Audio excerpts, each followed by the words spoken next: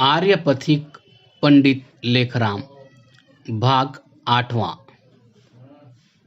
सिंह की गुहा पर सीधा आक्रमण।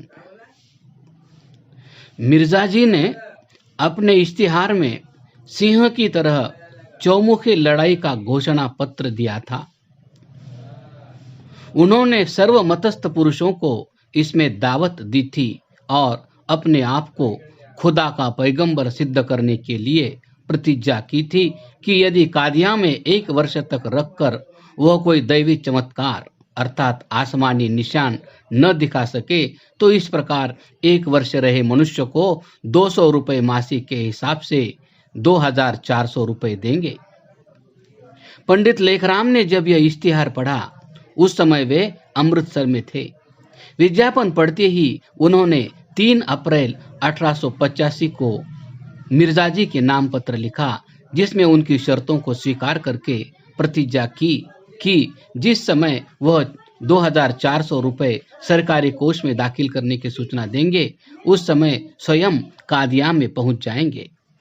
इसके उत्तर में मिर्जा ने एक नई अड़चन लगाई कि वह साधारण पुरुषों से वाद विवाद नहीं करना चाहता, उसके साथ कोई अपने संप्रदाय का प्रामाणिक और प्रसिद्ध आदमी ही जुटे तो वह तैयार होगा।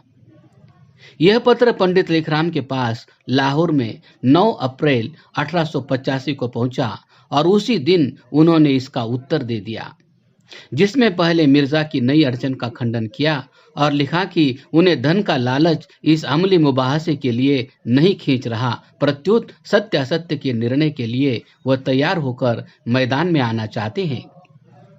इसके पश्चात मिर्जा जी ने नई बाधा खड़ी की।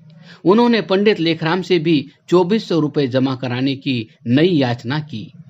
इसी प्रकार प्रत्येक नए पत्र में मिर्जा जी ने नए नए अड़ंगे लगाए, जिनके मुंह तोड़ परंतु सभ्यतामय उत्तर पंडित लेखराम ने दिए।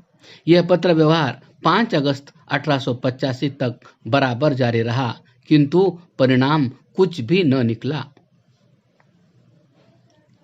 इसी अंतर में पंडित लेखराम ने अमृतसर और लाहौर में प्रचार करने के पश्चात 18 अप्रैल को पेशावर को प्रस्थान किया। आर्य समाज पेशावर के पहले भी प्रधान थे। 25-26 अप्रैल को अपने प्रिय आर्य समाज के वार्षिकोत्सव में सम्मिलित हुए और उस अवसर पर व्याख्यान देने के अतिरिक्त 29 अप्रैल तक धर्म प्रचार किया। आगामी वर्ष के चुनाव में पंडित लेखराम ही प्रधान नियत हुए और फिर पंजाब की ओर लौट आए। इस ओर भी बराबर धर्म प्रचार करते हुए 20 जुलाई से 5 अगस्त तक अमृतसर में निवास किया। इस स्थान में उन्हें मिर्जा गुलाम अहमद के उत्तरों की प्रतीक्षा रही। जब मिर्जा जी की ओर से कोई उत्तर न मिला और 3 मास व्यतीत हो गए, जिस अंतर में पंडित लेखराम धर्म प्रचार का कार्य करते और साथ साथ पुस्तकें लिखने का काम भी जारी रखते गए, तो आर्य मुसाफिर जी ने मिर्जा जी को स्मरणार्थ एक पोस्ट कार्ड भेजा, जिसके उत्तर में मिर्जा जी ने लिखा, कादियां कोई दूर तो नहीं है, आन करके मुलाकात कर जाओ। उम्मीद है कि यहाँ पर परस्पर मिलने से शरायत तय हो जाएगी। धर्मवीर आर्य मुसाफिर को तो केवल हाथ अटकाने को स्थान चाहिए था। वह उसी समय मिर्जा जी की परीक्षा के लिए तैयार हो गए और जिस चालबाज बाग के पास जाने से बड़े बड़े मतवादी डरते थे, निशंक उसके साथ ही मकान में दस्त पंजा लेने के लिए पहुंचे। पंडित लेखराम जी पूरे 2 मास कादिया में रहे। एक ओर तो उन्हें मिर्जा जी के इलाहामी कोठे पर जाकर उनके नाक में दम कर दिया। 3 बार कई भद्र पुरुषों को साथ लेकर गए और तीनों बार मिर्जा जी को निरुत्तर करके लौटे। और दूसरी ओर खुले व्याख्यानों में न केवल मिर्जा जी के बुराहीन की ही कलई खोली, बल्कि इनकी इलाहामी चालबाजियों का भी भंडा फोड़ किया, जिससे मिर्जा जी की आमदनी में बड़ी बाधा पड़ गई।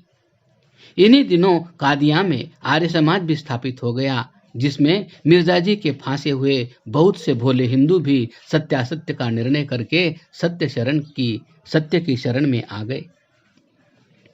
मिर्जा गुलाम अहमद का नाक में दम कर और कादिया में एक जबरदस्त आर्य समाज स्थापन करके पंडित लेखराम फिर अन्य स्थानों में वैदिक धर्म प्रचार करने चले गए।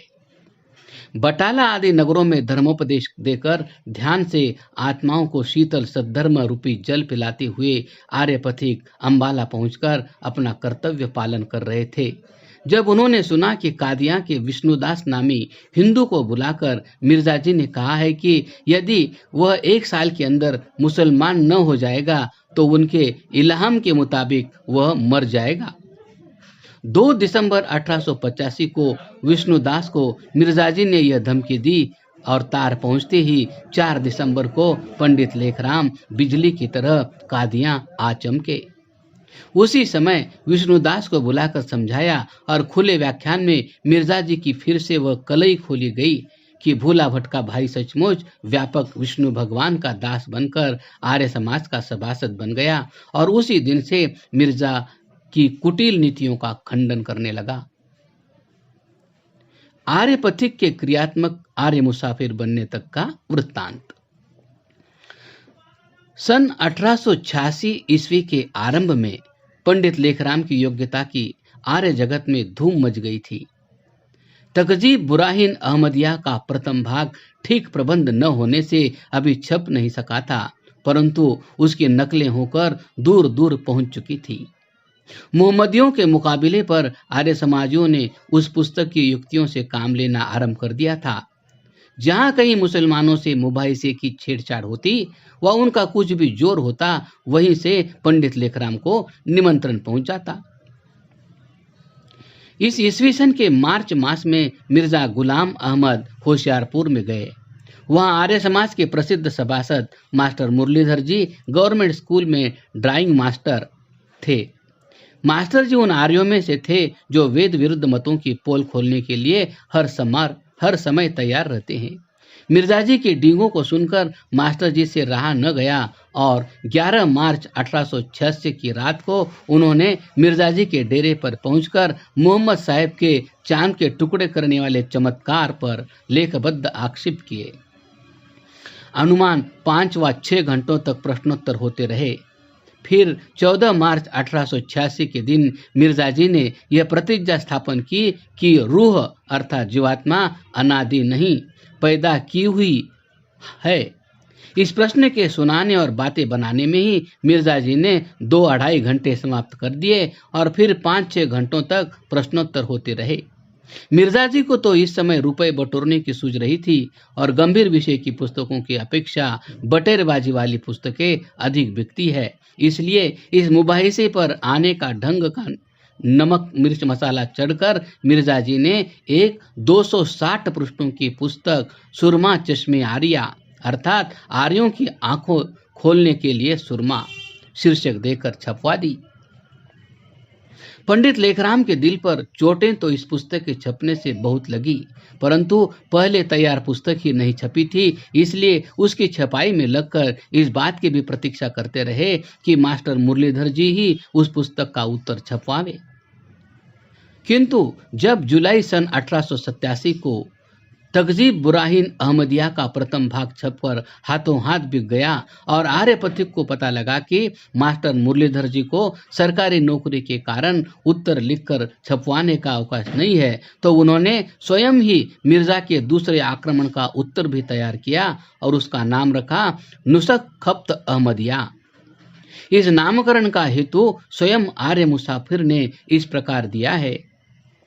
असल में यह मिर्जा के एतराज माकुलियत से कोसों दूर है और साथ बेजा शेखी और लघवियत झूठ से तमाम किताब भरपूर है, जो रास्ती नहीं बल्कि इल्हामिक खप्त पागलपन मालूम होता है।